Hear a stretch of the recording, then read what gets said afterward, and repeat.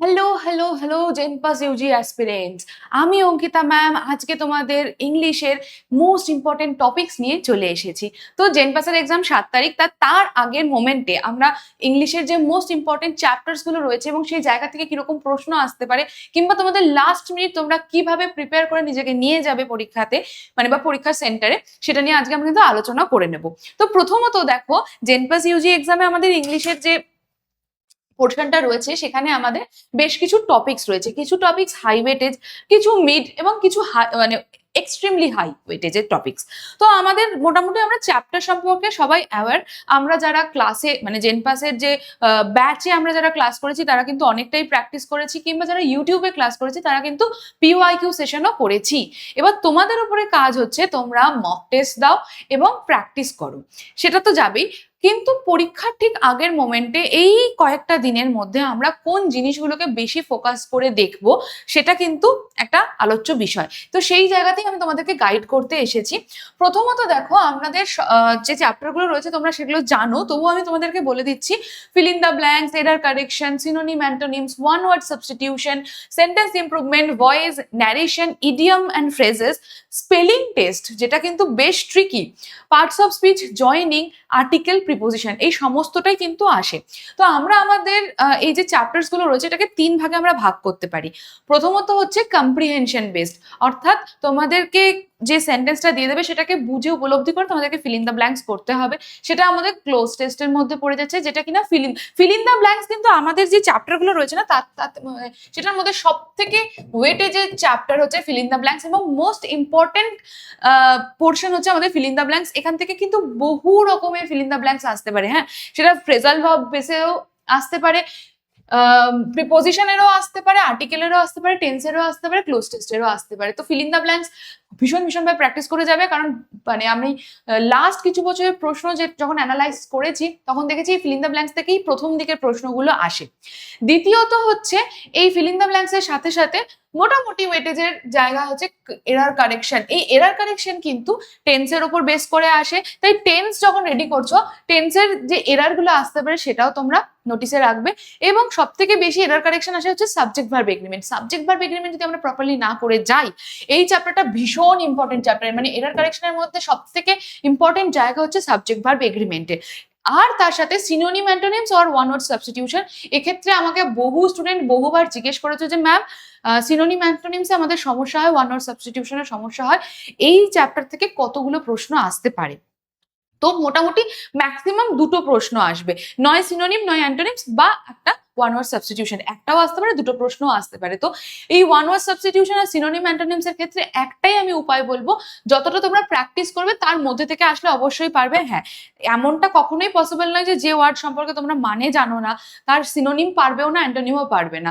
তো সেটাই হচ্ছে আসল কথা। তার জন্য যতটা সম্ভব আমি বলবো সিনোনিম অ্যান্টোনিমস প্র্যাকটিস করে যাও, ওয়ান ওয়ার্ড সাবস্টিটিউশন প্র্যাকটিস করে যাও, আশা করছি পেরে যাবে। সেন্টেন্স ইমপ্রুভমেন্টের ক্ষেত্রেও তাই, গ্রামার কারেকশন বা বেটার সেন্টেন্স স্ট্রাকচার। তো এখানে আমাদের এই যেরকম সাবজেক্ট ভার্ব এগ্রিমেন্ট ইম্পর্টেন্ট বললাম, সেরকমই গ্রামার বেসড কোয়েশ্চেন গুলোর ক্ষেত্রে আমাদের সেন্টেন্সের যে কনস্ট্রাকশন বা সিনট্যাক্স, এটা জানাটা ভীষণ জরুরি। যেটা তোমরা মোটামুটি জানো যে সেন্টেন্স কত প্রকারের হয়, কি ধরনের হয়, তার যে স্ট্রাকচার গুলো কিভাবে হয়, ভার্ব সম্পর্কে খুব ভালো করে অ্যাওয়ার তোমরা। এইটুকু তোমরা ক্লাস 8, 9, 10-এ পড়ে এসছো, তো এই নিয়ে তোমাদের চাপ নেওয়ার কিছু নেই। এবং তার সাথে সাথে মিডিয়াম ওয়েটেজের চ্যাপ্টার হচ্ছে ভয়েস চেঞ্জ আর ন্যারেশন চেঞ্জ, এই দুটো তোমরা আগে করেছো, এইগুলো সম্পর্কে তোমাদের আর চিন্তার কোনো কারণ নেই। হাই ওয়েটেজের চ্যাপ্টার হচ্ছে প্রিপোজিশন, যেখান থেকে আমাদের ফিল ইন দ্য ব্ল্যাঙ্কস আসে। প্রিপোজিশনে তোমাদের ভীষণ ভুল হয়, সেই জায়গাটা মাথায় রাখবে। আর ফ্রেজাল ভার্বও ঠিক সেরকম ভাবেই ইম্পর্টেন্ট। জয়নিং অফ সেন্টেন্স থেকে ম্যাক্সিমাম একটা কোয়েশ্চেন প্রতি বছর আসে, তারও কোনো মানে নেই। রিঅ্যারেঞ্জমেন্ট, সেন্টেন্স রিঅ্যারেঞ্জমেন্ট বা ওই PUSR এরকম ভাবে যে অ্যারেঞ্জমেন্টের জন্য দেওয়া হয়, সেগুলোর থেকেও প্রতি বছর প্রশ্ন আসে, এমন কিন্তু বাধ্যবাধকতা নেই, কিন্তু আসে, মোটামুটি আসে। পার্টস অফ স্পিচ আসে। স্পেলিং টেস্ট ভীষণ ইম্পর্টেন্ট, আমি তোমাদেরকে বারবার করে বলবো স্পেলিং টেস্টটা প্র্যাকটিস করে যাবে, কারণ স্পেলিং না 4টে 5টা যে পরপর অপশন আসে, তোমাদের দেখলেই তোমাদের মাথার মধ্যে গোলমাল মানে পাকিয়ে যায় যে আমরা কোন স্পেলিংটা লিখবো। তো যদি পসিবল হয়, যদি পারমিট করে, একবার একটু কোয়েশ্চেন পেপারে নিজের হাতে লিখে দেখে নেবে যে কোন স্পেলিংটা ঠিক আসছে, দেন তারপরে তোমরা কিন্তু চুজ করবে। তা না হলে কিন্তু তোমাদের মানে তোমরা প্রবলেমের মধ্যে পড়ে যাবে। তো এই যে আমাদের এই যে জেন পাসের যে চ্যাপ্টার্স গুলো আমরা দেখলাম, এই চ্যাপ্টার্স গুলোর মধ্যে থেকে এই ধরনের প্রশ্ন আসে।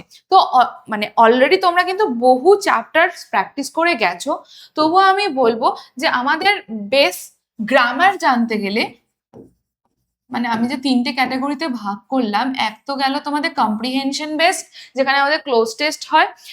দ্বিতীয় হচ্ছে ভোকাবুলারি বেসড, যেখানে আমরা সিনোনিম, অ্যান্টোনিমস, স্পেলিং ইত্যাদি পেলাম। তৃতীয় হচ্ছে গ্রামার বেসড, যেটা থেকে মোস্টলি কোয়েশ্চেন্স গুলো আসে। এই গ্রামারের ক্ষেত্রে আমি বলবো যেটা আলাদা করে কখনোই ক্লাসে কোনো জায়গায় তোমরা পাবে না, সেটা হচ্ছে সাবজেক্ট ভার্ব এগ্রিমেন্টের ক্লাস। এটা তোমাদেরকে নিজেদেরকে প্র্যাকটিস করতে হবে। সাবজেক্ট ভার্ব এগ্রিমেন্ট ভীষণ ভীষণ ভীষণ ইম্পর্টেন্ট। দ্বিতীয় হচ্ছে ভয়েস ন্যারেশন, এগুলো তোমরা ছোটবেলায় করেছো। ভয়েস ন্যারেশন এগুলো তোমরা ছোটবেলায় করেছো। তৃতীয় হচ্ছে, আচ্ছা, ইডিয়মস এন্ড ফ্রেজেসও কিন্তু তোমাদের পড়ে যাচ্ছে ভোকাব বেসের মধ্যে। Voice narration, subject verb agreement এবং প্রিপোজিশন। আর্টিকেলটা আমি ছেড়ে দিলাম, আর্টিকেল মোটামুটি তোমরা পারো।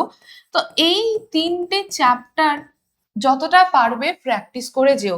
বিশেষ করে আমি বলছি সাবজেক্ট ভার্ব এগ্রিমেন্টটা, কারণ ভয়েস ন্যারেশন প্রিপোজিশন তোমরা পারো, সাবজেক্ট ভার্ব এগ্রিমেন্টে গিয়ে তোমাদের গড়বড়টা হয়ে যায়, যেখান থেকে আমাদের বেসিক্যালি এরার কারেকশন আসে, এবং এরার কারেকশনের অনেকগুলো কোয়েশ্চেনই কিন্তু আসে, মানে 2-3টে কোয়েশ্চেন আমি আসতে দেখেইছি। তো গ্রামার বেসডের জন্য এটা গেল। ভোকাব বেসডের জন্য আমি বলবো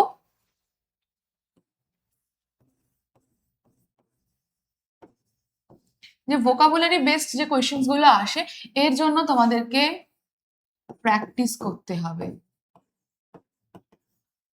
প্র্যাকটিস করতে হবে কি? Synonym, antonym. সিনোনিমস, অ্যান্টোনিমস ভীষণ ইম্পর্টেন্ট, এটার প্র্যাকটিস ভিন্ন আর কোনো উপায় নেই। দ্বিতীয় হচ্ছে one word substitution.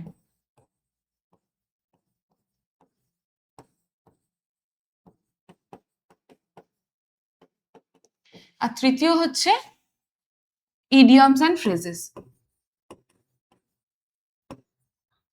Idiom and phrases নিয়ে বেশি চাপ নেই, কারণ পরিচিত ইডিয়ম অ্যান্ড ফ্রেজেসই আসে, কিছুটা প্র্যাকটিস করে গেলে তোমরা ইজিলি পেরে যাবে। কিন্তু সিনোনিম, অ্যান্টোনিমস এর ক্ষেত্রে কিন্তু অনেক সময় সমস্যা হয়, কারণ এটা কমন আসার পসিবিলিটি নেই। যেরকম ভাবে মাধ্যমিকের সময় মাধ্যমিকে যে আনসিন প্যাসেজ করানো হয় সেটা কমন আসার যেরকম একেবারেই পসিবিলিটি থাকে না, সেরকমই অ্যান্টোনিম, সিনোনিমস এর ক্ষেত্রে বা ওয়ান ওয়ার্ড সাবস্টিটিউশনের ক্ষেত্রে তাও আমি বলবো যে প্র্যাকটিস করে গেলে সম্ভব। সিনোনিম, অ্যান্টোনিমস একটু বেশি ডিফিকাল্ট। তো এ তো গেল আমাদের এই দুটো। আর কম্প্রিহেনশন বেসড যদি আমি বলি, কম্প্রিহেনশন বেসড তাহলে আমাদের থাকছে হচ্ছে ক্লোজ টেস্ট।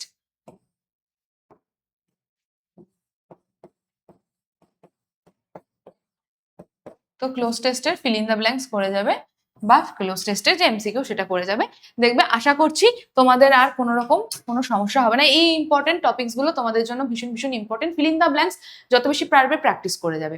তো আজকের জন্য এইটুকুই, ছোট্ট করে একটা ভিডিওর মাধ্যমে আমি তোমাদেরকে বলে দিলাম যে কোন কোন জায়গাগুলো দেখে যাওয়া ভীষণ জরুরি, সেই জায়গাগুলো দেখে যাও আর ফাটিয়ে এক্সাম দাও। All the best.